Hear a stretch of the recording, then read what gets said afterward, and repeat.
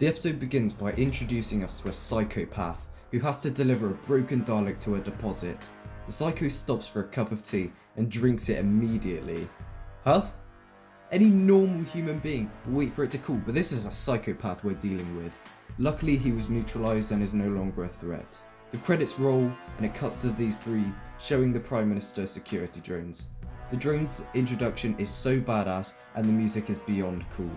It's a new Dalek theme, but a welcome one. I personally think it's even better. Leo shows us the abilities of the drone and it's pretty cool.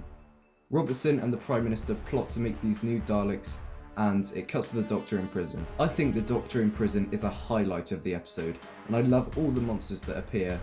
I was expecting the Doctor to be in prison the whole episode and the fan would prove they're useful by defeating the Daleks. They actually end up doing the exact opposite. The Doctor gets out of prison at the start and the fam end up proving they're useless.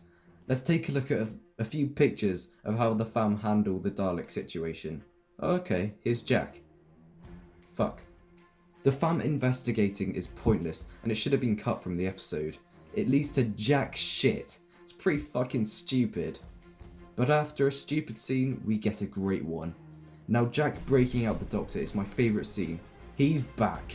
Chibi writes a really good Jack and the jokes are hilarious. The soundtrack is also stunning and it will be in this video. I forgot to say, Jack's run is hilarious. Why are his hands like that? That's the weirdest run I've ever seen. Anyway, shit hits the fan when the Prime Minister wants the drones distributed and Leo clones the Dalek from the shell. And Leo's possessed. I've always thought it was weird when the Daleks controls people's voice. They have a really deep voice and it doesn't make Leo intimidating.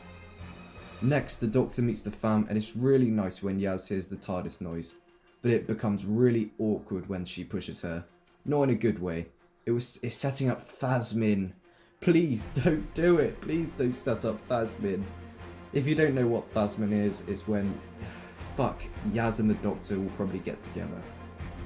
Please don't do that, Chibnall. It's next revealed that there are a lot of Dalek clones and the fam split up to investigate the place and confront Robertson. I hated Robertson in Arachnids, but he's good in this. Don't get me wrong, he's still a shitty character, but he's so bad it's kinda good. When Jack and Yaz investigate the clone place, there's some more setup for Phasmin, and there are some decent character moments. I love how unimpressed Yaz is when Jack gets out his sonic gun, and I'm not joking when I say people thought this was man-hating. Fucking hell, it's a joke, you idiot. After they realise the facility is growing Daleks, it cuts to the worst scene. The Prime Minister is doing a speech with the worst shit inspirational music. It completely takes you out of the episode.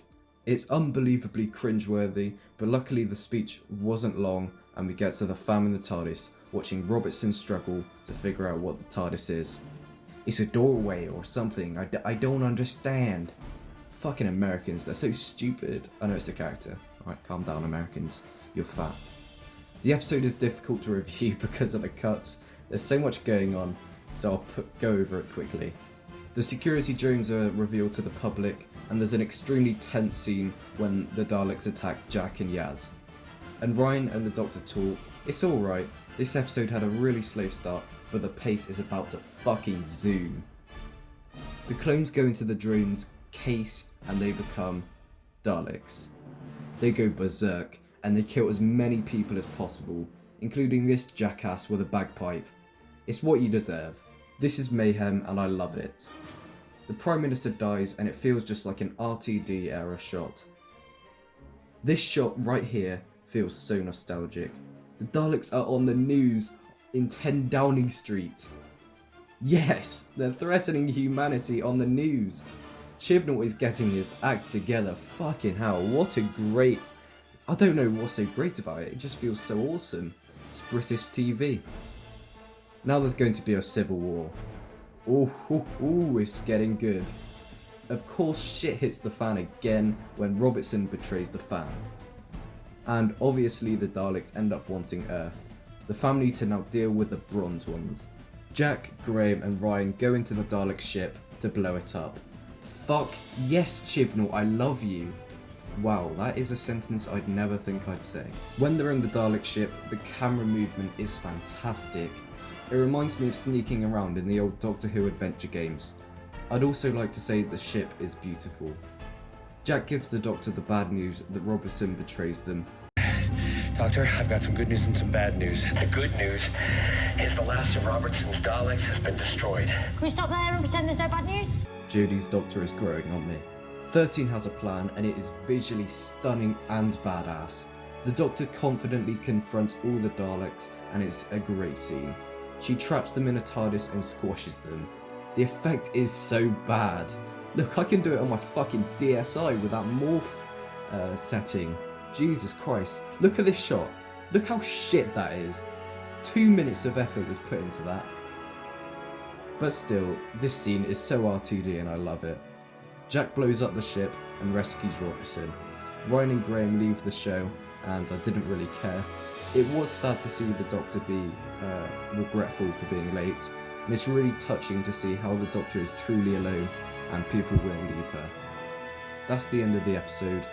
It's the best of Jodie's era. It's an 8.5 out of 10, and it ranks first on the review ranking, followed by Rosa, then Orphan 55. That's my review. Thank you for watching, and goodbye. I liked it.